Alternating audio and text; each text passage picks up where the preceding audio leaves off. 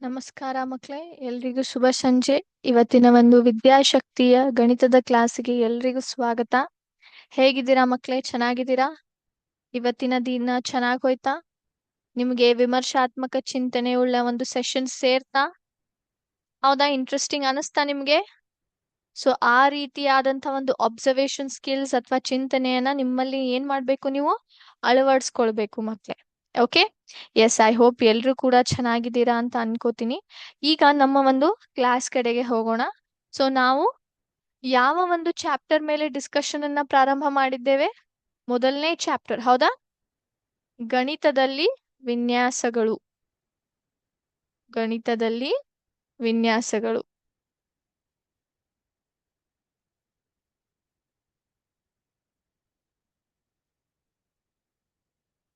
ಗಣಿತದಲ್ಲಿ ವಿನ್ಯಾಸಗಳು, ಹೌದಾ? ಈ ಒಂದು ಚಾಪ್ಟರ್ ಮೇಲೆ ನಮ್ಮ ಡಿಸ್ಕಷನ್ ಅನ್ನ ಪ್ರಾರಂಭ ಮಾಡಿದ್ದೇವೆ. ಈಗಾಗಲೇ ಗಣಿತ ಎಂದರೇನು, ಸಂಖ್ಯೆಗಳಲ್ಲಿ ಬರುವಂತಹ ವಿನ್ಯಾಸಗಳು, ಇದರ ಬಗ್ಗೆ ನಾವು ಚರ್ಚೆ ಮಾಡಿದ್ದೇವೆ, ಹೌದಾ? ನಂತರ ಇವತ್ತಿನ ಕ್ಲಾಸಲ್ಲಿ ಮಕ್ಕಳು ಏನನ್ನ ಚರ್ಚೆ ಮಾಡೋಣ? ಸಂಖ್ಯೆ ಶ್ರೇಣಿಗಳಲ್ಲಿನ ಸಂಬಂಧಗಳು, ಹೌದಾ? ಲಾಸ್ಟ್ ಕ್ಲಾಸಲ್ಲಿ ಇದನ್ನ ಪ್ರಾರಂಭ ಮಾಡಿದ್ವಿ ನಾವು. ಸಂಖ್ಯಾ ಶ್ರೇಣಿ, ಸಂಖ್ಯೆ ಶ್ರೇಣಿಗಳಲ್ಲಿನ ಸಂಬಂಧಗಳು. ಸಂಖ್ಯೆ ಶ್ರೇಣಿಗಳಲ್ಲಿನ ಸಂಬಂಧಗಳು. ಅದರ ಜೊತೆಗೆ ಸಂಖ್ಯೆ ಶ್ರೇಣಿಗಳನ್ನ ಯಾವ ರೀತಿ ದೃಶ್ಯಿಸ್ತೀವಿ ಅಥವಾ ದೃಶ್ಯಕರಿಸುವುದು, ಅದನ್ನು ಕೂಡ ಇವತ್ತು ಒಂಚೂರು ಅದ್ರ ಕಡೆನೂ ಕೂಡ ಗಮನ ಹರಿಸೋಣಂತೆ. ಸಂಖ್ಯೆ ಶ್ರೇಣಿಗಳನ್ನ ದೃಶ್ಯಕರಿಸುವುದು. Okay, yes. ಸೊ ಈಗ ನಾನು ನನ್ನ ಸ್ಕ್ರೀನ್ ಅನ್ನ ನಿಮ್ಮೊಟ್ಟಿಗೆ ಶೇರ್ ಮಾಡ್ತೀನಿ. ಮೊದಲಿಗೆ ಇವೆರಡು ಟಾಪಿಕ್ ಅನ್ನ ಡಿಸ್ಕಸ್ ಮಾಡೋಣ. ಓಕೆ, ಎಸ್, ನನ್ನ ಸ್ಕ್ರೀನ್ ಅನ್ನ ನಿಮ್ಮೊಂದಿಗೆ ಶೇರ್ ಮಾಡಿದೀನಿ ನೋಡಿ ಮಕ್ಳೇ. ಕಾಣಿಸ್ತಾ ಇದೆಯಾ? ಓಕೆ. ಸೊ ಈಗಾಗ್ಲೇ ನಾವ್ ಏನ್ ಮಾಡಿದ್ವಿ, ಹೋದ ಕ್ಲಾಸ್ ಅಲ್ಲಿ ಬೆಸ ಸಂಖ್ಯೆ ಮತ್ತು ವರ್ಗ ಸಂಖ್ಯೆಗಳಲ್ಲಿ ಇರುವಂತಹ ಒಂದು ಸಂಬಂಧವನ್ನ ತಿಳ್ಕೊಂಡ್ಬಿದ್ವಿ, ಹೌದಾ ಇಲ್ವೋ? ಬೆಸ ಸಂಖ್ಯೆಗಳು ಮತ್ತು ವರ್ಗ ಸಂಖ್ಯೆಗಳ ನಡುವೆ ಇರುವಂತಹ ಒಂದು ಸಂಬಂಧ, ಹೌದಾ? ಬೆಸ ಸಂಖ್ಯೆಗಳನ್ನ ನೀವು ಕೂಡಿಸ್ಕೊಂತ ಹೋದಾಗ ಏನಾಗುತ್ತೆ, ನಿಮ್ಗೆ ಏನ್ ಸಿಗ್ತಾವೆ? ನಿಮ್ಗೆ ವರ್ಗ ಸಂಖ್ಯೆಗಳು ಸಿಗ್ತಾವೆ ಅಂತ ಈ ರೀತಿ ಎಲ್ ಶೇಪ್ ನಲ್ಲಿ ನಾನ್ ನಿಮ್ಗೆ ಪಿಕ್ಚರೈಸೇಷನ್ ಮಾಡಿ ತೋರಿಸಿದ್ವಿ. ಈಗ ನಾವು ಅದರ ಮುಂದಿನ ಒಂದು ಭಾಗಕ್ಕೆ ಹೋಗೋಣ. ಅದ್ಯಾವುದು ಅಂದ್ರೆ ತ್ರಿಕೋಣ ಮತ್ತು ವರ್ಗ ಸಂಖ್ಯೆಗಳು, ಹೌದಾ? ತ್ರಿಕೋಣ ಮತ್ತು ವರ್ಗ ಸಂಖ್ಯೆಗಳ ನಡುವೆ ಇರುವಂತಹ ಒಂದು ಸಂಬಂಧವನ್ನ ನೋಡೋಣಂತೆ. ಈಗ ಯಾರಾದ್ರೂ ಹೇಳ್ಬೋದಾ ತ್ರಿಕೋಣ ಸಂಖ್ಯೆಗಳು ಅಂದರೇನು? ತ್ರಿಕೋಣ ಸಂಖ್ಯೆಗಳು ಯಾರಿಗಂತೀವಿ ನಾವು? ಹಾ, ತ್ರಿಕೋಣ ಸಂಖ್ಯೆಗಳು ಯಾಕೆ ಅಂತೀವಿ ಅಂತಂತಂದ್ರೆ, ಆ ಸಂಖ್ಯೆಗಳನ್ನ ಬಳಸ್ಕೊಂಡು ನೀವು ಸುಲಭವಾಗಿ ಏನ್ ಮಾಡಬಹುದು, ಒಂದು ತ್ರಿಕೋಣ ಆಕಾರವನ್ನ ರಚನೆ ಮಾಡಬಹುದು. ಆ ಸಂಖ್ಯೆಗಳನ್ನ ನೀವೇನ್ ಮಾಡ್ಬೋದು, ಈ ರೀತಿ ಡಾಟ್ಸ್ ಅಲ್ಲಿ ಇಟ್ಟಾಗ ಅಲ್ಲಿ ಏನ್ ಬರ್ತಾವೆ, ಒಂದಿಷ್ಟು ನಂಬರ್ ಆಫ್ ಡಾಟ್ಸ್ ಬರ್ತವೆ, ಹೌದೋ ಇಲ್ಲೋ? ಅವು ಏನಿರ್ತಾವೆ, ಇವೇ ತ್ರಿಕೋಣ ಸಂಖ್ಯೆಗಳಿರ್ತಾವೆ. ಸೊ ನೀವೇನ್ ಮಾಡಬಹುದು, ಆ ತ್ರಿಕೋಣ ಸಂಖ್ಯೆಗಳನ್ನ ಬಳಸ್ಕೊಂಡು ಒಂದು ಕರೆಕ್ಟ್ ಆದಂತ ತ್ರಿಕೋಣವನ್ನ ರಚನೆ ಮಾಡಬಹುದು. ಅದಕ್ಕಾಗಿಯೇ ನಾವನ್ನ ತ್ರಿಕೋಣ ಸಂಖ್ಯೆಗಳು ಅಂತ ಕರಿತೇವಿ, ಹೌದಾ? ಇಲ್ಲಿ ನೋಡಿ ಮಕ್ಳೇ, ಇಲ್ಲಿ ಎಷ್ಟಿದಾವೆ? ಒಂದ್ ನಿಮಿಷ, ಸ್ವಲ್ಪ ನಿಮ್ಗೆ ಝೂಮ್ ಔಟ್ ಮಾಡ್ತೀನಿ. Yes, okay, yes. ಮೊದ್ಲಿಗೆ ಇದೆ 3, 1 2 3. ನಂತರ ಈ ಕಡೆ ಬರುತ್ತೆ 1 2 3 4 5 6. ಸೊ ಇಲ್ಲಿ 3 ಇದೆ, ಇಲ್ಲಿ 6 ಇದೆ, ಹೌದಾ? ಎರಡೂ ಕೂಡ ಯಾವ ಸಂಖ್ಯೆಗಳು? 3 ಮತ್ತು 6 ಏನಿದಾವೆ, ಅವೆರಡೂ ಕೂಡ ತ್ರಿಕೋಣ ಸಂಖ್ಯೆಗಳೇ, ಹೌದಾ? 3 ಮತ್ತು 6 ಇವನ್ನ ಹೀಗೆ ಕೂಡಿಸ್ತೀನಿ. ಈಗ ನೀವು ಗಮನಿಸಿದ್ರೆ 3 ಚುಕ್ಕಿ, ಈ ಕಡೆ 6 ಚುಕ್ಕಿ, ಅದರ ಒಂದು ಆಕಾರ ನೋಡಿ ಮಕ್ಳೇ, ತ್ರಿಕೋಣ ರೂಪದಲ್ಲಿಯೇ ಆ ಚುಕ್ಕಿಗಳಿದಾವೆ, ಹೌದೋ ಇಲ್ಲೋ? ಹಾಗಾಗಿಯೇ ಇವನ್ನ ತ್ರಿಕೋಣ ಸಂಖ್ಯೆಗಳು ಅಂತ ಕರಿತೇವೆ. ಯಾಕಂದ್ರೆ ಇವು ಏನಾಗ್ಬೋದು, ತ್ರಿಕೋಣ ಆಕಾರದಲ್ಲಿ ಅದನ್ನ ನಾವು ಜೋಡಿಸಬಹುದು, ಹೊಂದಿಸಬಹುದು. ಈಗ 3 ಮತ್ತು 6 ನಾನು ಕೂಡಿಸ್ತೀನಿ. 3 ಮತ್ತು 6 ನಾನು ಕೂಡಿಸಿದಾಗ ಏನಾಯ್ತು? ಹ, ಏನಾಯ್ತು ಹೇಳಿ ನೋಡೋಣ. ಇಲ್ಲಿ ಒಂದು ಒಂದು ಏನಾಯ್ತು, ಒಂದು ಘನ ರೂಪದಲ್ಲಿ, ಸಾರಿ, ಒಂದು ಇಲ್ಲಿ ನೀವು ಚೌಕನ್ನ ನೋಡಬಹುದು, ಹೌದಾ ಇಲ್ವೋ? ಇಲ್ಲಿ ಏನಾಯ್ತು, ಒಂದು ಚೌಕನ್ನ ನೋಡಬಹುದು. ಒಟ್ಟಾರೆ ಎಷ್ಟಾಯ್ತು, ಈ ಕಡೆ 3, ಈ ಕಡೆ 6. 3 + 6 ಎಷ್ಟಾಯ್ತು? 9. 9 ಏನು ಹೇಳಿ ಮಕ್ಳೇ? ಒಂದು ಯಾವ ಸಂಖ್ಯೆ ಅದು? ವರ್ಗ ಸಂಖ್ಯೆ, ಹೌದಾ ಇಲ್ವೋ? 3 3 9 ಅಂತ ಹೇಳ್ತೀವಿ, ಹೌದಾ? ನೆಕ್ಸ್ಟ್ ಪ್ಯಾಟರ್ನ್ ನೋಡೋಣಂತ. ಈಗ ಇಲ್ಲಿ ಎಷ್ಟು ಸಂಖ್ಯೆ ಚುಕ್ಕಿಗಳಿದಾವೆ? 1 2 3 4 5 6. ಇಲ್ಲಿ 6 ಸಂಖ್ಯೆ ಇದೆ. ಇಲ್ಲಿ 1 2 3 4 5 6 7 8 9 10. ಸೊ 6 ಮತ್ತು 10ನ್ನ ತಗೊಂಡಿದ್ದೇವೆ ಮಕ್ಕಳೇ ಇಲ್ಲಿ. ಓಕೆ, 6 ಮತ್ತು 10, ಹೌದಾ ಇಲ್ವೋ? ಸೊ 6 ಮತ್ತು 10ನ್ನ ನಾನು ಏನ್ ಮಾಡ್ತೀನಿ, ಇಲ್ಲಿ ಎರಡು ತ್ರಿಕೋಣ ಸಂಖ್ಯೆ, ಅದನ್ನ ಕೂಡಿಸ್ತೀನಿ. ಏನಾಯ್ತು ಇಲ್ಲಿ? ಇಲ್ಲಿ ಒಂದು ಚೌಕ್ ತಯಾರಾಯ್ತು. 6 ಮತ್ತು 10 ಅಂದ್ರೆ ಎಷ್ಟಾಯ್ತು? 16 ಬಂತು. 16 ಏನು?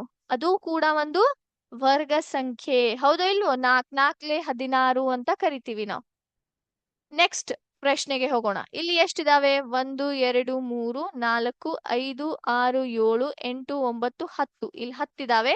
ಇಲ್ಲಿ 1 2 3 4 5 6 7 8 9 10 11 12 13 14 15. ಸೊ ಇಲ್ಲಿ ಎಷ್ಟಿದಾವೆ? ಇಲ್ಲಿ 15 ಇದಾವೆ, ಇಲ್ಲಿ 10 ಇದಾವೆ, ಹೌದಾ? 15 ಮತ್ತು 10. ಇಲ್ಲಿ ಎರಡೂ ಕೂಡ ತ್ರಿಕೋಣ ಸಂಖ್ಯೆ ಆದದ್ದರಿಂದ ಈಗ ಇದನ್ನ ಕೂಡಿಸ್ತೀನಿ. ಮತ್ತೆ ನಮ್ಗೆ ಚೌಕ್ ಸಿಕ್ತು. ಯಾವ ವರ್ಗ ಸಂಖ್ಯೆ ಬರುತ್ತೆ? 10 + 15 25 ಬಂತು. 5 5 25 ಅಂತ ಹೇಳ್ತೀವಿ ನಾವು, ಹೌದಾ? ಅದೇ ರೀತಿ ಮತ್ತೊಂದು ನೋಡೋಣ. ಇಲ್ಲಿ 1 2 3 4 5 6 7 8 9 10 11 12 13 14 15. ಇಲ್ಲಿ 15 ಇದ್ರೆ ಇಲ್ಲಿ ಎಷ್ಟಿರ್ತಾವ ಹೇಳಿ? 15ರ ನಂತರ ಯಾವ ತ್ರಿಕೋಣ ಸಂಖ್ಯೆ ಬರುತ್ತೆ? 21. 1 2 3 4 5 6 7 8 9 10 11 12 13 14 15 16 17 18 19 20 21. ಸೊ ಒಟ್ಟಾರೆ ಎಷ್ಟಾಯ್ತು? ಇಲ್ಲಿ 21 ಇದೆ. ಈ ಕಡೆ ಯಾವ ಸಂಖ್ಯೆ ಇದೆ? ಇಲ್ಲಿ 15 ಇದೆ, ಹೌದಾ ಇಲ್ಲೋ? 15 ಮತ್ತು 21ನ್ನ ಕೂಡಿಸ್ತೀನಿ. 15 + 21 ಮಾಡಿದ್ರೆ ನನ್ಗೆ ಎಷ್ಟು ಬರುತ್ತೆ? 36 ಬರುತ್ತೆ ಮಕ್ಳೇ. 6 6 36, ಹೌದಾ? ಇಲ್ಲಿ ನೀವು ಯಾವ ಒಂದು ವಿನ್ಯಾಸವನ್ನ ಗಮನಿಸ್ತೀರಾ? ತ್ರಿಕೋಣ ಸಂಖ್ಯೆಗಳನ್ನ ನಾವ್ ಏನ್ ಮಾಡ್ತೀವಿ? ಕೂಡಿಸ್ಕೊಂತ ಹೋದಾಗ ನಮ್ಗೆ ಯಾವ ಸಂಖ್ಯೆಗಳು ಸಿಗ್ತಾವೆ? ವರ್ಗ ಸಂಖ್ಯೆಗಳು ಸಿಗ್ತಾವೆ ಮಕ್ಳೇ. ತ್ರಿಕೋಣ ಸಂಖ್ಯೆಗಳನ್ನ ಕೂಡಿಸಿದಾಗ ನಮ್ಗೆ ವರ್ಗ ಸಂಖ್ಯೆಗಳು ಸಿಗ್ತಾವೆ. ಹಾಗಾಗಿ ತ್ರಿಕೋಣ ಸಂಖ್ಯೆದಿಂದ ನಾವ್ ಏನ್ ಮಾಡ್ಬೋದು? ವರ್ಗ ಸಂಖ್ಯೆಗಳನ್ನ ಸೃಷ್ಟಿಸಬಹುದು. ಅವೆರಡು ಸಂಖ್ಯೆಗಳ ನಡುವೆ ಇರುವಂತ ಒಂದು ಬಹಳ ಚೆನ್ನಾಗಿರುವಂತ ಒಂದು ಅಟ್ರಾಕ್ಟಿವ್ ಆಗುವಂತ ಒಂದು ಸಂಬಂಧ ಏನಂದ್ರೆ, ತ್ರಿಕೋಣ ಸಂಖ್ಯೆಗಳನ್ನ ಕೂಡಿಸಿದಾಗ ನಮ್ಗೆ ವರ್ಗ ಸಂಖ್ಯೆಗಳು ಸಿಗ್ತಾವೆ. ಓಕೆ, ಸೊ ಯಾರಾದ್ರೂ ಹೇಳ್ಬೋದಾ 25 ಎಂಬ ಒಂದು ವರ್ಗ ಸಂಖ್ಯೆ ಮಾಡ್ಲಿಕ್ಕೆ ಯಾವ ಸಂಖ್ಯೆಗಳ ಅವಶ್ಯಕತೆ ಇದೆ? ಯಾವ ತ್ರಿಕೋಣ ಸಂಖ್ಯೆಗಳ ಅವಶ್ಯಕತೆ ಇದೆ? 6 ಮತ್ತು 10, 10 ಮತ್ತು 15, 15 ಮತ್ತು 21, 21 ಮತ್ತು 28. ಯಾವ ಒಂದು ತ್ರಿಕೋಣ ಸಂಖ್ಯೆಗಳನ್ನ ಕೂಡಿಸಿದ್ರೆ ನಮ್ಗೆ 25 ಬರುತ್ತೆ ಇದ್ರೊಳಗಡೆ? ಅದು ಎಸ್, 10 ಮತ್ತು 15 ಎಂಬ ತ್ರಿಕೋಣ ಸಂಖ್ಯೆಯನ್ನ ಕೂಡಿಸಿದಾಗ ನಮ್ಗೆ 25 ಎಂಬ ಒಂದು ವರ್ಗ ಸಂಖ್ಯೆ ಬರುತ್ತೆ. ಸೊ ತ್ರಿಕೋಣ ಸಂಖ್ಯೆಗಳನ್ನ ನೀವು ಕೂಡಿಸ್ಕೋತ ಹೋದಾಗ ಮತ್ತೆ ನಿಮ್ಗೆ ಯಾವ ಸಿಗ್ತಾವೆ? ವರ್ಗ ಸಂಖ್ಯೆಗಳು ಸಿಗ್ತಾವೆ ಮಕ್ಳೇ, ಹೌದಾ? ಸೊ ಇದು ನಮ್ಮ ಒಂದು ಸಂಖ್ಯೆ ಶ್ರೇಣಿಗಳಲ್ಲಿ ಇರುವಂತ ಒಂದು ಸಂಬಂಧ. ಈಗಾಗ್ಲೇ ನಾವ್ ಯಾವ ನೋಡಿದ್ವಿ? ಈಗಾಗ್ಲೇ ಬೆಸ ಸಂಖ್ಯೆಗಳು ಮತ್ತು ಏನ್ ಮಾಡಿದ್ವಿ ನಾವು? ಬೆಸ ಸಂಖ್ಯೆಗಳಿಂದ ನಾವು ಯಾವ ರೀತಿ ವರ್ಗ ಸಂಖ್ಯೆಗಳನ್ನ ಪಡೆಯಬಹುದು ಅಂತ ನೋಡ್ಕೊಂಡಿದ್ವಿ. ಅದೇ ರೀತಿ ತ್ರಿಕೋಣ ಸಂಖ್ಯೆಗಳನ್ನು ಕೂಡ ಕೂಡಿಸಿದಾಗ ನಮ್ಗೆ ಏನ್ ಬರ್ತವೆ? ಈ ರೀತಿ ಆದಂತಹ ವರ್ಗ ಸಂಖ್ಯೆಗಳು ನಾವು ಏನ್ ಮಾಡ್ಬೋದು? ಸೃಷ್ಟಿಸಬಹುದು. ವರ್ಗ ಸಂಖ್ಯೆಗಳು ಇರುವುದರಿಂದನೇ ಇದು ಕೂಡ ಏನ್ ಮಾಡಿದ್ದೇವೆ? ಚೌಕ ಆಕಾರದಲ್ಲಿಯೇ ಅದನ್ನ ದೃಶ್ಯಕರಿಸಿದ್ದೇವೆ. ಓಕೆ, ಸೊ ಈಗ ಏನ್ ಮಾಡೋಣ? ಮುಂದಿನ ವಿಷಯಕ್ಕೆ ಹೋಗೋಣ. ಅದ್ಯಾವುದು ಅಂದ್ರೆ ಸಂಖ್ಯೆ ಸರಣಿಗಳಲ್ಲಿ ಅಥವಾ ಶ್ರೇಣಿಗಳನ್ನ ನೀವು ಯಾವ ರೀತಿ ದೃಶ್ಯಕರಿಸಬಹುದು ಅಂತ ನೋಡೋಣಂತೆ. ಓಕೆನಾ? ಎಸ್, 1 ನಿಮಿಷ. ಸೊ ಇಲ್ಲಿ ಒಂದು ಸಿಂಬಲ್ ಅನ್ನ ಚೂಸ್ ಮಾಡ್ತೀನಿ, ಸ್ಟಾರ್ ಅಂತ ತಗೊಳ್ಳೋಣ. ಓಕೆ, ಮೊದಲಿಗೆ ನಮ್ಮ ಒಂದು ಶ್ರೇಣಿ ಯಾವ್ದಿದೆ ಹೇಳಿ ನೋಡೋಣ. ತ್ರಿಕೋಣ ಸಂಖ್ಯೆಗಳನ್ನ ಪೂರ್ಣಗೊಳಿಸ್ಬೇಕು. ಸೊ ತ್ರಿಕೋಣ ಸಂಖ್ಯೆಗಳನ್ನ ಇಲ್ಲಿ ನಾವು ದೃಶ್ಯಕರಿಸೋಣ. ಓಕೆ, ಸೊ ಮೊದಲಿಗೆ ಹೇಳ್ಬಹುದಾ ಯಾರಾದ್ರೂ? ತ್ರಿಕೋಣ ಸಂಖ್ಯೆಗಳಲ್ಲಿ ಮೊದಲಿಗೆ ಯಾವ ಒಂದು ಸಂಖ್ಯೆ ಇರುತ್ತೆ? ಅದು 1 ಇರುತ್ತೆ. ಅದಾದ್ಮೇಲೆ ಯಾವ್ದು ಬರುತ್ತೆ? 3 ಬರುತ್ತೆ. ನಂತರ ಯಾವ್ದು ಬರುತ್ತೆ? 6 ಬರುತ್ತೆ. ಹೌದಾ? ಹೌದಾ ಇಲ್ವೋ? 6 ಬರುತ್ತೆ. ನಂತರ 10 ಬರುತ್ತೆ. ಹೌದಾ? am I correct?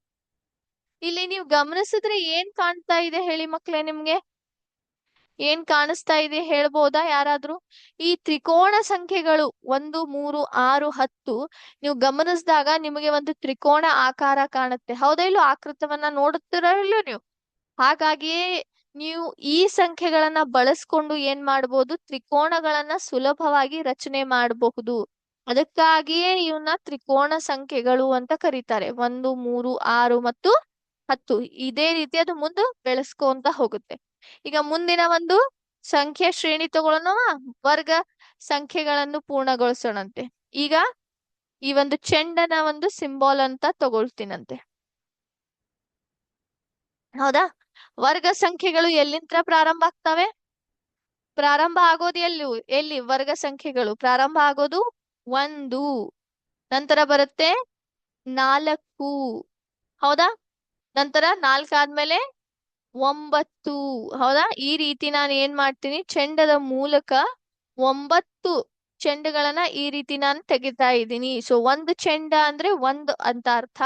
ಹಾಗಾದ್ರೆ 9 ಚೆಂಡುಗಳು ಏನ್ ತೋರಿಸ್ತಾರೆ? 9ನ ಸಂಖ್ಯೆ ಬಗ್ಗೆ ಹೇಳ್ತಾರೆ. ನಂತರ 9 ಆದ್ಮೇಲೆ ಯಾವ ಸಂಖ್ಯೆ ಬರುತ್ತೆ? 16. ಹೌದಾ?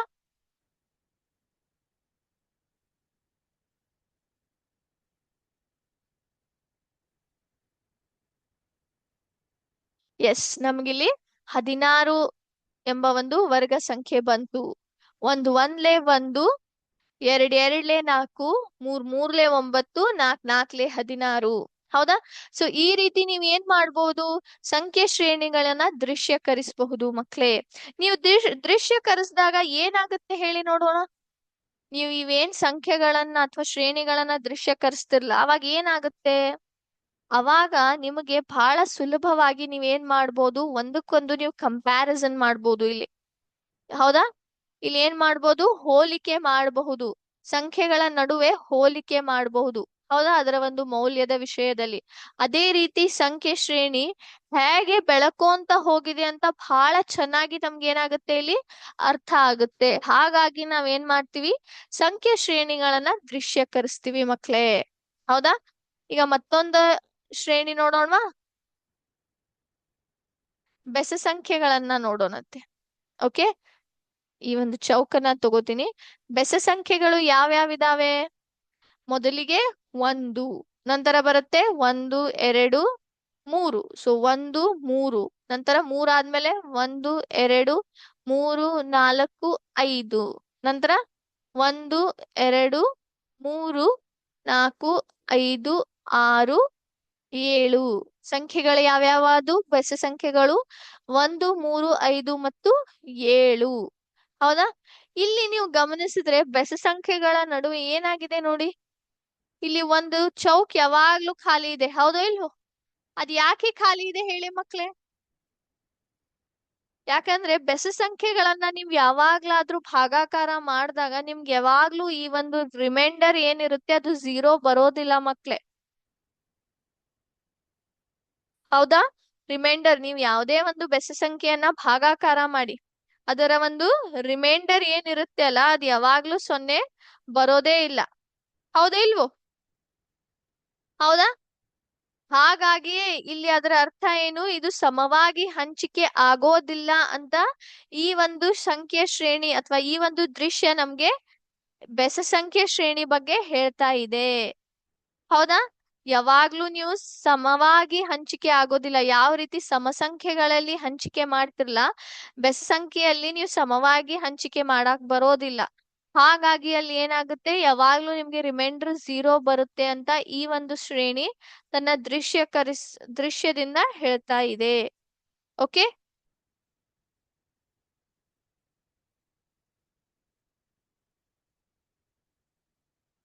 ಎಸ್, ಆಯತ ಸಂಖ್ಯೆಗಳನ್ನ ನೋಡೋಣಂತೆ ಅದೇ ರೀತಿ. 1 2 1 2 3 4 5 6 ನಂತರ 1 2 3 4 5 6 7 8 9 10 11 12 ಕೊನೆಯದಾಗಿ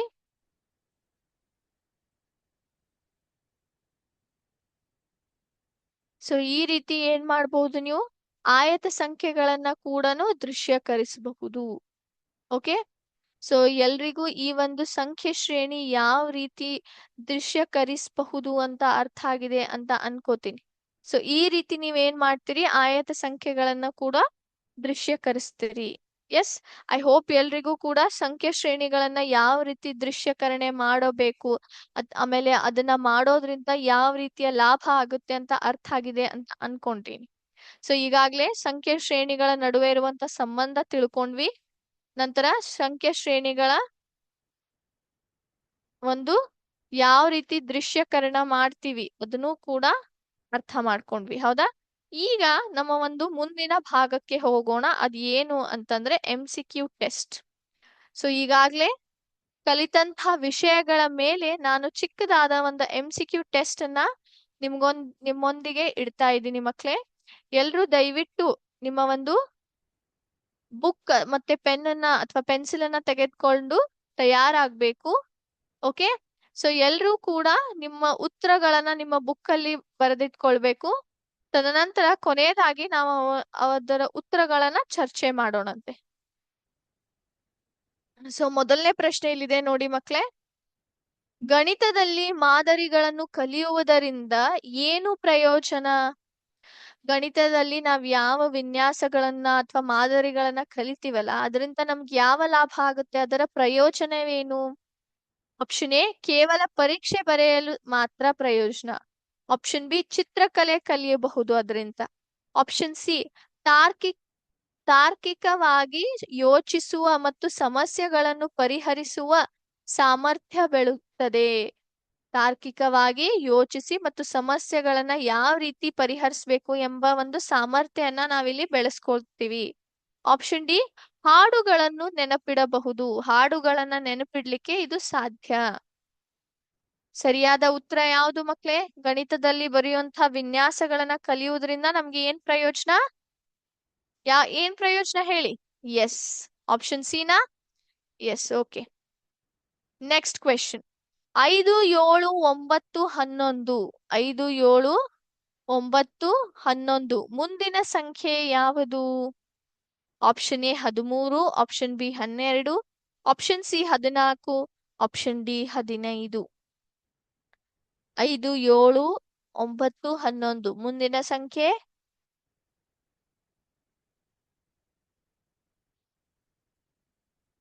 13. ಓಕೆ, ಮುಂದಿನ ಪ್ರಶ್ನೆಗೆ ಹೋಗೋಣ. 100 90 80 70 ಮುಂದಿನ ಸಂಖ್ಯೆ ಯಾವುದು? 100 90 80 70 ಆದ್ಮೇಲೆ ಇರುವಂತಹ ಒಂದು ಡ್ಯಾಶ್ಗೆ ಯಾವ ಸಂಖ್ಯೆ ಬರುತ್ತೆ? 30, option A, option B 40, option C 50, option D 60. ಯಾವ್ದು ಬರುತ್ತೆ ಹೇಳಿ? ಹೇಳ್ಬೋದಾ ಯಾರಾದ್ರೂ? Option D 60. ಓಕೆ. 4ನೇ ಪ್ರಶ್ನೆ. ಕೆಳಗಿನವುಗಳಲ್ಲಿ ಯಾವುದು ಗಣಿತದ ಮಾದರಿಯ ಉದಾಹರಣೆಯಾಗಿದೆ? ಕೆಳಗಿನವುಗಳಲ್ಲಿ ಯಾವುದು ಗಣಿತದ ಮಾದರಿಯ ಉದಾಹರಣೆಯಾಗಿದೆ? ಆಪ್ಷನ್ ಎ ಮಳೆಯ ಶಬ್ದ, ಆಪ್ಷನ್ ಬಿ 1 3 5 7 9, ಆಪ್ಷನ್ ಸಿ ಮೋಡಗಳ ಬಣ್ಣ, ಆಪ್ಷನ್ ಡಿ ಗಾಳಿಯ ವೇಗ. ಯಾವ ಒಂದು ಗಣಿತದ ಮಾದರಿಯಾಗಿದೆ ಕೊಟ್ಟಿರುವಂತಹ ಒಂದು ಉದಾಹರಣೆಗಳಲ್ಲಿ? ಆಪ್ಷನ್ ಬಿ ನಾ? ಓಕೆ. ಮುಂದಿನ ಪ್ರಶ್ನೆ. 3 6 9 12 ಈ ಮಾದರಿಯಲ್ಲಿ ಪ್ರತಿ ಬಾರಿ ಎಷ್ಟು ಸೇರಿಸಲಾಗುತ್ತಿದೆ? 3 6 9 12 ಎಂಬ ಈ ಒಂದು ಸಂಖ್ಯೆಯ ಶ್ರೇಣಿಯಲ್ಲಿ ಎಷ್ಟನ್ನ ಕೂಡಿಸಿ ನಾವು ಮುಂದಿನ ಒಂದು ಸಂಖ್ಯೆಯನ್ನ ಕಂಡುಹಿಡಿತಾ ಇದ್ದೀವಿ? 3, option A, option B 4, option C 5, option D 6. ಎಷ್ಟನ್ನ ಕೂಡಿಸಿ ನಮ್ಗೆ ಮುಂದಿನ ಸಂಖ್ಯೆ ಕಂಡು ಹಿಡಿತಾ ಇದೀವಿ? Option A. ಓಕೆ. ಮುಂದಿನ ಪ್ರಶ್ನೆ 10, 20, 30, 40 ಹ್ಯಾಶ್ ಮುಂದಿನ ಸಂಖ್ಯೆ ಯಾವುದು? 60, 70, 50, 90. 10, 20, 30, 40 ಡ್ಯಾಶ್ ಮುಂದಿನ ಸಂಖ್ಯೆ ಯಾವುದು? ಎಸ್, 50? ಓಕೆ. 7ನೇ ಪ್ರಶ್ನೆ ಚುಕ್ಕೆಗಳ ಮೂಲಕ ಸಂಖ್ಯಾ ಅನುಕ್ರಮವನ್ನು ತೋರಿಸುವುದರಿಂದ ಏನು ಪ್ರಯೋಜನ? ಚುಕ್ಕೆಗಳನ್ನ ಬಳಸ್ಕೊಂಡು ಸಂಖ್ಯೆ ಅನುಕ್ರಮವನ್ನ ಅಥವಾ ವಿನ್ಯಾಸವನ್ನ ಚಿತ್ರಿಸಿದಾಗ ನಮಗೆ ಯಾವ ರೀತಿಯ ಒಂದು ಪ್ರಯೋಜನವಾಗುತ್ತೆ? ಆಪ್ಷನ್ ಎ, ಚಿತ್ರ ಸುಂದರವಾಗುತ್ತದೆ. ಚಿತ್ರ ಸಿಕ್ಕಾಪಟ್ಟೆ ಸುಂದರ ಆಗ್ತದೆ, ಚೆನ್ನಾಗಿ ಕಾಣ್ತದೆ. ಆಪ್ಷನ್ ಬಿ, ಸಂಖ್ಯೆಗಳ ಬೆಳವಣಿಗೆಯನ್ನು ಸುಲಭವಾಗಿ ಅರ್ಥ ಮಾಡಿಕೊಳ್ಳಬಹುದು. ಸೊ ನಾವು ಚಿತ್ರೀಕರಣ ಮಾಡೋದ್ರಿಂದ ಏನಾಗುತ್ತೆ? ಸಂಖ್ಯೆಗಳ ಬೆಳವಣಿಗೆಯನ್ನ ಸುಲಭವಾಗಿ ನಾವ್ ಏನ್ ಮಾಡ್ಕೋಬಹುದು? ಅರ್ಥ ಮಾಡ್ಕೊಳ್ಬಹುದು. ಸಮಯ ವ್ಯರ್ಥವಾಗುತ್ತದೆ. ಅದು ಮಾಡೋದ್ರಿಂದ ನಮ್ಮ ಒಂದು ಸಮಯ ಹಾಳಾಗ್ತಾ ಹೋಗುತ್ತೆ. ಬರೆಯುವ ಅಗತ್ಯವೇ ಇಲ್ಲ. ಚುಕ್ಕೆಗಳ ಮೂಲಕ ನಾವು ತೋರಿಸ್ಬಿಟ್ರೆ ಬರೆಯುವ ಅವಶ್ಯಕತೆ ಇಲ್ಲ. ಇದರಿಂದ ನಮ್ಗೆ ಏನ್ ಪ್ರಯೋಜನ? ಈಗಾಗ್ಲೇ ಹೇಳ್ದೆ ನಾನು, ಹೌದಾ? ಸಂಖ್ಯೆ ಶ್ರೇಣಿಗಳನ್ನ ದೃಶ್ಯಕರಿಸುವುದರಿಂದ ಏನಾಗುತ್ತೆ ನಿಮ್ಗೆ? ಎಸ್, ಆಪ್ಷನ್ ಬಿ ನಾ? ಓಕೆ. Question number 8. ಗಣಿತದ ಮುಖ್ಯ ಉದ್ದೇಶ ಯಾವುದು? ಕಥೆಗಳನ್ನ ಓದುವುದು, ಮಾದರಿಗಳನ್ನು ಕಂಡು ಹಿಡಿದು ಅವುಗಳನ್ನ ಅರ್ಥ ಮಾಡಿಕೊಳ್ಳುವುದು, ಚಿತ್ರ ಬಿಡಿಸುವುದು, ಹಾಡು ಹಾಡುವುದು. ಗಣಿತದ ಒಂದು ಮುಖ್ಯ ಉದ್ದೇಶ ಏನು? ಗಣಿತವನ್ನ ನಾವ್ ಯಾಕೆ ಕಲಿಬೇಕು? ಕಥೆಯನ್ನ ಓದ್ಲಿಕ್ಕೆ ಕಲಿಬೇಕಾ? ಅಥವಾ ಮಾದರಿಗಳನ್ನ ಕಂಡು ಹಿಡಿದು ಅದನ್ನ ಅರ್ಥ ಮಾಡ್ಕೊಳ್ಳಿ ಗಣಿತವನ್ನ ಕಲಿಬೇಕಾ? ಚಿತ್ರ ಬಿಡಿಸ್ಲಿಕ್ಕೆ ಕಲಿಬೇಕಾ? ಅಥವಾ ಹಾಡು ಹಾಡ್ಲಿಕ್ಕೆ ಕಲಿಬೇಕಾ? ಆಪ್ಷನ್ ಬಿ ನಾ? ಓಕೆ. Question number 9. 2, 4, 6, 8 ಹ್ಯಾಶ್ ಮುಂದಿನ ಸಂಖ್ಯೆ ಯಾವುದು? 8ರ ನಂತರ ಯಾವ ಸಂಖ್ಯೆ ಬರುತ್ತೆ? Option A 9, option B 11, option C 12, option D 10. ಯಾವ್ದು ಬರುತ್ತೆ ಹೇಳಿ ನೋಡೋಣ.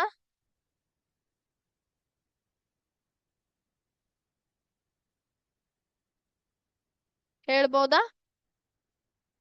ಆಪ್ಷನ್ ಡಿ ನಾ? ಓಕೆ. ಕೊನೆಯ ಪ್ರಶ್ನೆ, 10ನೇ ಪ್ರಶ್ನೆ, ಕ್ವೆಶ್ಚನ್ ನಂಬರ್ 10. 1, 4, 9, 16 ಹ್ಯಾಶ್ ಈ ಅನುಕ್ರಮದಲ್ಲಿ ಮುಂದಿನ ಸಂಖ್ಯೆ ಯಾವುದು? 1, 4, 9, 16 ನಂತರ ಯಾವ ಸಂಖ್ಯೆ ಬರುತ್ತೆ? Option A 25, option B 49, option C 36, option D 64. ಯಾವ್ದು ಬರುತ್ತೆ? ಆಪ್ಷನ್ ಏನಾ? ಓಕೆ. ಸೊ ಇಲ್ಲಿ ಎಕ್ಸಾಮ್ ಅನ್ನ ಸಬ್ಮಿಟ್ ಮಾಡ್ತೀನಿ, ನೋಡೋಣ ಯಾವ ರೀತಿ ನೀವು ಉತ್ತರಗಳನ್ನ ಕೊಟ್ಟಿದ್ದೀರಾ ಅಂತೆ. ಓಕೆ. ಸೊ ಮೊದಲ ಒಂದ್ ನಿಮಿಷ. ಎಸ್, ಮೊದಲನೇ ಪ್ರಶ್ನೆ, ಗಣಿತದಲ್ಲಿ ಮಾದರಿಗಳನ್ನು ಕಲಿಯುವುದರಿಂದ ನಮ್ಗೆ ಏನ್ ಪ್ರಯೋಜನ ಆಗ್ತದೆ? ನಮ್ಗೆ ತಾರ್ಕಿಕವಾಗಿ ಯೋಚಿಸುವ ಮತ್ತು ಸಮಸ್ಯೆಗಳನ್ನ ಪರಿಹರಿಸುವ ಒಂದು ಸಾಮರ್ಥ್ಯವನ್ನ ನಾವು ಬೆಳೆಸ್ಕೊಳ್ತೀವಿ. ಹಾಗಾಗಿ ನಾವೇನ್ ಮಾಡ್ಬೇಕು? ಗಣಿತದಲ್ಲಿ ಬರುವಂತ ವಿನ್ಯಾಸಗಳನ್ನ ಅರ್ಥ ಮಾಡ್ಕೊಂಡು ಅವನ್ನ ನಾವ್ ಏನ್ ಮಾಡ್ಬೇಕು? ಸಾಲ್ವ್ ಮಾಡ್ಲಿಕ್ಕೆ ಪ್ರಯತ್ನಿಸಬೇಕು. ಯಾಕಂದ್ರೆ ನಾವು ಸಾಲ್ವ್ ಮಾಡ್ಲಿಕ್ಕೆ ಪ್ರಾರಂಭ ಮಾಡಿದಾಗ ಅದರ ಹಿಂದೆ ಅಥವಾ ಒಂದು ಮುಚ್ಚಿರುವ ಒಂದು ಸಂಬಂಧ ಅಥವಾ ಪರಿಹಾರ ನಮಗೆ ಸಿಗ್ತಾ ಹೋಗುತ್ತೆ. ಓಕೆ, ನೀವಲ್ಲಿ ಯೋಚನೆ ಮಾಡ್ತೀರಿ, ತಾರ್ಕಿಕವಾಗಿ ಯೋಚನೆ ಮಾಡಿ ಆ ಸಮಸ್ಯೆವನ್ನ ಪರಿಹರಿಸ್ಲಿಕ್ಕೆ ನೀವು ಆ ಒಂದು ಸಾಮರ್ಥ್ಯ ಬೆಳೆಸ್ಕೊಳ್ತೀರಾ. ನಂತರ 5, 7, 9, 11 ಅದಾದ್ಮೇಲೆ ಯಾವ ಸಂಖ್ಯೆ ಬರುತ್ತೆ? 13. ಯಾಕೆಂದ್ರೆ ಮಕ್ಳೇ 5 ಮತ್ತು 7ರ ನಡುವೆ ಇರುವ ಅಂತರವನ್ನ ತಿಳ್ಕೊಳ್ಳಿ. ಅಥವಾ ಇದನ್ನ 5ಕ್ಕೆ ನಾವ್ ಎಷ್ಟನ್ನ ಕೂಡಿಸಿದ್ರೆ 7 ಬರುತ್ತೆ? 5 + 2 7, 7 + 2 9, 9 + 2 11. ಮುಂದಿನ ಸಂಖ್ಯೆ ಸಿಗ್ಬೇಕಂದ್ರೆ ನೀವ್ ಏನ್ ಮಾಡ್ಬೇಕು? ಈಗ 11ಕ್ಕೆ +2 ಮಾಡಿದ್ರೆ ನಿಮಗೆ ಏನ್ ಸಿಗುತ್ತೆ? 13 ಸಿಗುತ್ತೆ. ಹಾಗಾಗಿ 13 ಏನಿದೆ? ಮುಂದಿನ ಸಂಖ್ಯೆವಾಗಿದೆ. ಸೊ ಎಲ್ಲ ಅಂಕಿಗಳ ನಡುವೆ ಏನಿದೆ? 2 ಅನ್ನೋ ಒಂದು ಏನಿದೆ? ಡಿಫರೆನ್ಸ್ ಇದೆ.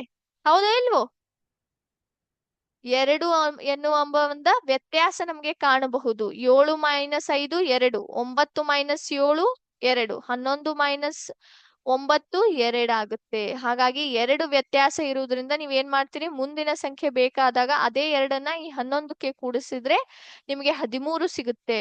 13 - 11 ಮತ್ತೆ ನಿಮಗೆ 2 ಬರುತ್ತೆ. ಓಕೆ, ಮೂರನೇ ಪ್ರಶ್ನೆ. 100, 90, 80, 70 ನೆಕ್ಸ್ಟ್ ಯಾವ್ದು ಬರುತ್ತೆ? 60 ಬರುತ್ತೆ. ಅದ್ ಹೇಗೆ? 100ರಲ್ಲಿ 10ನ್ನ ಕಳೆದಾಗ 90, 90ಯಲ್ಲಿ 10ನ್ನ ಕಳೆದಾಗ 80, 80ಯಲ್ಲಿ 10ನ್ನ ಕಳೆದಾಗ 70. ಹಾಗಾಗಿ 70ಯಲ್ಲಿ ಮತ್ತೊಮ್ಮೆ 10ನ್ನ ಕಳೆದ್ರೆ ಅಂದ್ರೆ ಏನಾಗುತ್ತೆ? ಇಲ್ಲಿ ಮುಂದಿನ ಸಂಖ್ಯೆ 60 ಸಿಗುತ್ತೆ. ಸೊ 10 ಏನಿದೆ, ಅಂಕಿಗಳ ನಡುವೆ ಇರುವಂತ ಒಂದು ವ್ಯತ್ಯಾಸವಾಗಿದೆ. ಕೆಳಗಿನವುಗಳಲ್ಲಿ ಯಾವುದು ಗಣಿತದ ಮಾದರಿ? ಬಹಳ ಸುಲಭ. ಮಳೆಯ ಶಬ್ದ, ಮೋಡಗಳ ಬಣ್ಣ ಮತ್ತು ಗಾಳಿಯ ವೇಗ. ಇವ್ಯಾವು ಬರೋದಿಲ್ಲ. ನಿಮ್ಗೆ ಯಾವ ಬರ್ತಾವೆ? ಸಂಖ್ಯೆಗಳ ಬರ್ತಾವೆ. 1, 3, 5, 7, 9. ಸೊ ಅದನ್ನ ನಾವಿಲ್ಲಿ ಗಣಿತದ ಮಾದರಿಯ ಒಂದು ಉದಾಹರಣೆ ಅಂತ ತೋರಿಸ್ತಾ ಇದ್ದೀವಿ. ನಂತರ 3, 6, 9, 12. ಈ ಮಾದರಿಯಲ್ಲಿ ಪ್ರತಿ ಬಾರಿ ಎಷ್ಟು ಸೇರಿಸಲಾಗ್ತದೆ? ಎಷ್ಟನ್ನ ಸೇರಿಸಿದ್ದಾರೆ ಅವರು? 3ನ್ನ ಸೇರಿಸ್ತಾ ಹೋಗಿದ್ದಾರೆ. ಅದ್ ಹೇಗೆ? 3 + 3 6, 6 + 3 9, 9 + 3 12. ಹಾಗಾಗಿ 12 + 3 ಮಾಡಿದ್ರೆ ನಿಮಗೆ ಮುಂದಿನ ಸಂಖ್ಯೆ 15 ಸಿಗುತ್ತೆ. ಆದ್ರೆ ನಾವಿಲ್ಲಿ ಮುಂದಿನ ಸಂಖ್ಯೆ ಕೇಳಿಲ್ಲ, ಎಷ್ಟನ್ನ ಸೇರಿಸಿ ಮುಂದಿನ ಸಂಖ್ಯೆನ ಕಂಡು ಹಿಡಿತಾ ಇದ್ದಾರೆ ಅಂತ ಕೇಳಿದ್ದೇವೆ. ಹಾಗಾಗಿ 3ನ್ನ ಸೇರಿಸ್ತಾ ಹೋಗಿದ್ದೇವೆ. ಹಿಂದಿನ ಸಂಖ್ಯೆಗೆ 3ನ್ನ ಸೇರಿಸಿದ್ರೆ ಮುಂದಿನ ಸಂಖ್ಯೆ ನಮ್ಗೆ ಸಿಕ್ಕಿದೆ. ಈ ಒಂದು ಮುಂದಿನ ಸಂಖ್ಯೆ ಹೇಳ್ಬೋದಾ? 10, 20, 30, 40 ಅದಾದ್ಮೇಲೆ 50 ಬರುತ್ತೆ. ಅದ್ ಹೇಗೆ? 10ಕ್ಕೆ 10 ಕೂಡಿಸಿದ್ರೆ 20, 20ಕ್ಕೆ 10 ಕೂಡಿಸಿದ್ರೆ 30, 30ಕ್ಕೆ 10 ಕೂಡಿಸಿದ್ರೆ 40, 40ಕ್ಕೂ 10 ಕಡಿಸಿದ್ರೆ 50 ಆಯ್ತು ಮಕ್ಳೇ. ಓಕೆ, ನೆಕ್ಸ್ಟ್ 7ನೇ ಪ್ರಶ್ನೆ. ಚುಕ್ಕೆಗಳನ್ನ ನಾವು ಸಂಖ್ಯೆ ವಿನ್ಯಾಸಗಳನ್ನ ತೋರಿಸುವುದರಿಂದ ನಮ್ಗೆ ಏನಾಗುತ್ತೆ? ಸಂಖ್ಯೆಗಳಲ್ಲಿ ಯಾವ ರೀತಿ ಬೆಳವಣಿಗೆ ಆಗಿದೆ ಅಂತ ನಾವು ಬಹಳ ಚೆನ್ನಾಗಿ ಅರ್ಥ ಮಾಡಿಕೊಳ್ಬಹುದು. ನಂತರ ಗಣಿತದ ಒಂದು ಮುಖ್ಯ ಉದ್ದೇಶ ಏನು? ಗಣಿತ ನಾವ್ ಯಾಕೆ ಓದ್ತಾ ಇದ್ದೀವಿ? ಅದು ಅದರಲ್ಲಿರುವಂತಹ ಒಂದು ಮಾದರಿಗಳನ್ನ, ವಿನ್ಯಾಸಗಳನ್ನ ಕಂಡು ಹಿಡಿಯುತ್ತೆ. ಅವು ಯಾಕೆ ಆ ರೀತಿ ಸೃಷ್ಟಿಯಾಗಿದ್ದಾವೆ ಅದನ್ನ ಅರ್ಥ ಮಾಡ್ಕೊಳ್ಳುತ್ತೆ. ಹಾಗಾಗಿ ನಾವು ಗಣಿತವನ್ನ ಓದಬೇಕು. ನಂತರ 2, 4, 6, 8 ಮುಂದಿನ ಸಂಖ್ಯೆ 10 ಬರುತ್ತೆ. ಅದ್ ಹೇಗೆ? 2 + 2 4, 4 + 2 6, 6 + 2 8, 8 + 2 10. ಸುಲಭವಾಗಿ ಹೇಳಬೇಕಂದ್ರೆ ಇವು ಏನಾಗಿದ್ದಾವೆ? ಸಮಸಂಖ್ಯೆಗಳಾಗಿದ್ದಾವೆ. ಹಾಗಾಗಿ 2 ಕೂಡಿಸುವುದರಿಂದ ನಿಮ್ಗೆ ಮುಂದಿನ ಸಂಖ್ಯೆ ಸಿಗ್ತಾ ಇದೆ. ಇವು ಯಾವ ಸಂಖ್ಯೆ ಮಕ್ಳೇ? 1, 4, 9, 16 ಇವು ವರ್ಗ ಸಂಖ್ಯೆಗಳು. ಹೌದಾ? ಹಾಗಾಗಿ 4 ಕೂಡ ವರ್ಗ ಸಂಖ್ಯೆಗಳ ಆಗಿದ್ದರಿಂದ 1ನೇ ವರ್ಗ ಸಂಖ್ಯೆ 1, 2ನೇ ವರ್ಗ ಸಂಖ್ಯೆ 2 2 4, 3 3 9, 4 4 16. ಹಾಗಾದ್ರೆ ಇಲ್ಲಿ ಯಾವ್ದು ಬರುತ್ತೆ? 5 5 25 ಬರುತ್ತೆ ಮಕ್ಳೇ. ಓಕೆ, ಸೊ ಇದು ಕೂಡ ನಮ್ಮ ಒಂದು MCQ ಸೆಷನ್ ಆಗಿತ್ತು ಮಕ್ಳೇ. ಸೊ ಇವತ್ತಿನ ಕ್ಲಾಸ್ ಇಲ್ಲಿಗೆ ಸ್ಟಾಪ್ ಮಾಡ್ತೀನಿ. ಮತ್ತೆ ತಿರುಗಿ ಮುಂದಿನ ಕ್ಲಾಸ್ ಅಲ್ಲಿ ಭೇಟಿ ಆಗೋಣ. ಮುಂದಿನ ವಿಷಯಗಳ ಮೇಲೆ ಚರ್ಚೆ ಮಾಡೋಣ. ಎಲ್ರಿಗೂ ಇವತ್ತಿನ ಸೆಷನ್ ಅರ್ಥ ಆಗಿದೆ ಅಂತ ತಿಳ್ಕೊತೀನಿ. ಸೊ ಯಾವ್ದಾದ್ರು ಡೌಟ್ಸ್ ಇದ್ರೆ ನಿಮ್ಮ ಚಾಟ್ ಬಾಕ್ಸ್ ಅಲ್ಲಿ ದಯವಿಟ್ಟು ಪೋಸ್ಟ್ ಮಾಡಿ, ಅದನ್ನ ಸಾಲ್ವ್ ಮಾಡೋಣಂತೆ. ಥ್ಯಾಂಕ್ ಯು ಮಕ್ಳೇ. ಜೈ ಹಿಂದ್, ಜೈ ವಿದ್ಯಾಶಕ್ತಿ.